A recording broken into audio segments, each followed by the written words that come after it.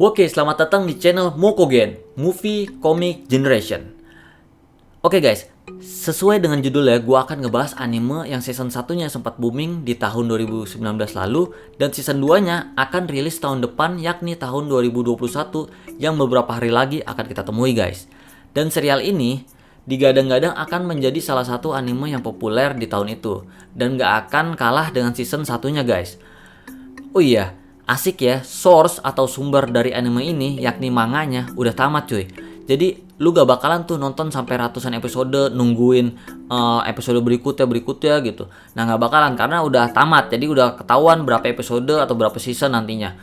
Nah kalau lu udah ada Netflix, bisa langsung nonton nih season 1 yang keren banget dari anime yang akan kita bahas ini, yakni The Promised Neverland.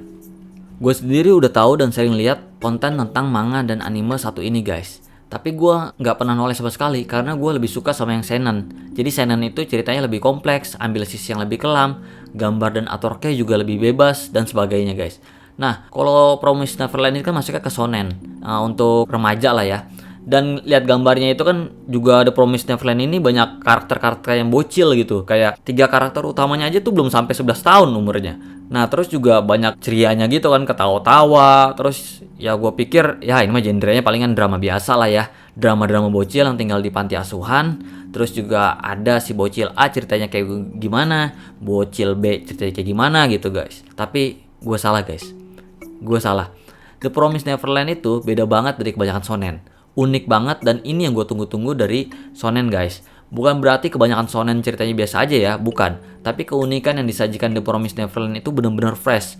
Bagaimana keceriaan dan kasih sayang ternyata disusupi dengan kengerian, kegelisahan, dan misteri. Nah itu kan kontras banget sama yang namanya bocil gitu, yang harusnya senang-senang tapi malah ada hal-hal misteri kayak gini gitu guys.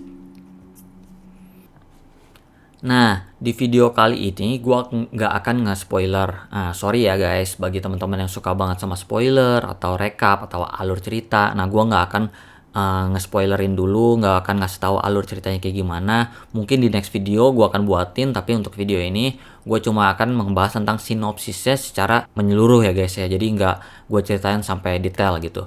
Nah, yang pertama gue bahas adalah 3 karakter utamanya. Nah, 3 karakter utamanya ini yang merupakan anak tertua di panti asuhan tersebut. Jadi ada 3 orang. Yang pertama namanya Norman. Nah ini cowok yang berambut warna putih. Yang kedua itu Emma, cewek yang berambut warna kuning ini. Dan yang ketiga adalah si Ray. Ini bocil yang rambut warna hitam ini, cowok. Nah mereka digambarkan sangat sehat dan sangat pintar. Malah bisa dikatakan jenius level guys.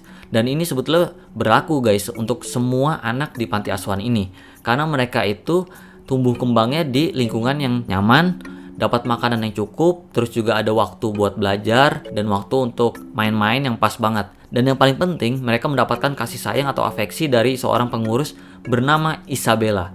Nah, si Isabella ini juga udah dianggap dan memang mereka panggil sebagai mama. Karena hal tersebut pada saat tumbuh kembang mereka dapatkan, nah mereka jadi kayak pinter banget guys.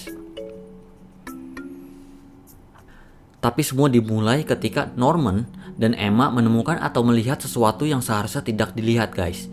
Hal itulah yang mengubah alur cerita menjadi 360 derajat perubahannya. Bagaimana Norman dan Emma harus bersikap normal di panti, di depan mama dan teman-teman yang lain. Di waktu yang sama, mereka mengalami kecemasan, kebingungan, kemarahan, serta ketakutan. Selain itu, mereka harus membuat rencana yang tentunya mempunyai konsekuensi yang fatal guys.